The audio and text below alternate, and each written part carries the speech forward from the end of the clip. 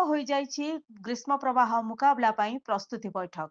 पुरी जिला प्रशासन पक्षरु ग्रीष्म प्रवाह मुकाबला पई एक प्रस्तुति बैठक आज अपराह्न ओस्वान सभागृह ठारे अनुष्ठित होइथिला। एही बैठक रे अतिरिक्त जिलापाल शरद चंद्र बेहेरा, जिला परिषद मुख्य उन्नयन अधिकारी प्रियरंजन पृष्टि, पौर निर्वाही अधिकारी अभिमन्यु बेहेरा प्रमुख उपस्थित थिले। आभासी माध्यम अनुष्ठित एही बैठक रे आवासिक कार्यालय जिलापाल सिद्धार्थ शंकर स्वाई अध्यक्षता करी ग्रीष्म प्रवाहर मुकाबला पई समस्त विभाग को विगत वर्ष मानक परि प्रस्तुत रहिबाकू परामर्श देइथिले।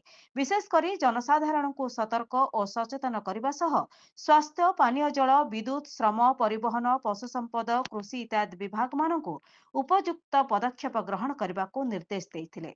प्रत्येक चिकित्सालय अंशुघात चिकित्सार व्यवस्था करने, शिक्षानुष्ठान, यात्री परिवहन गाड़ी और श्रमिक मानक पई धार्य समय निर्घण्ट को अनुपालन करने को श्री स्वाई परामर्श देइथिले। एथिसह समस्त नलकूप मरामती पई मध्य निर्देश देइथिले।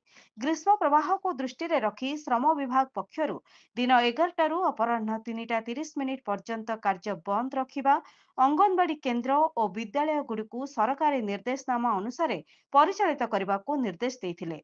जिला जरूरी विभाग डेपुटी कलेक्टर मनीषा षडंगी ग्रीष्म प्रवाहर एक्शन प्लान अनुसार मुकाबला पई अनुरोध करथिले। पुरीरू मनोज कुमार बलियार सिंह रिपोर्ट, जनशक्ति टीवी।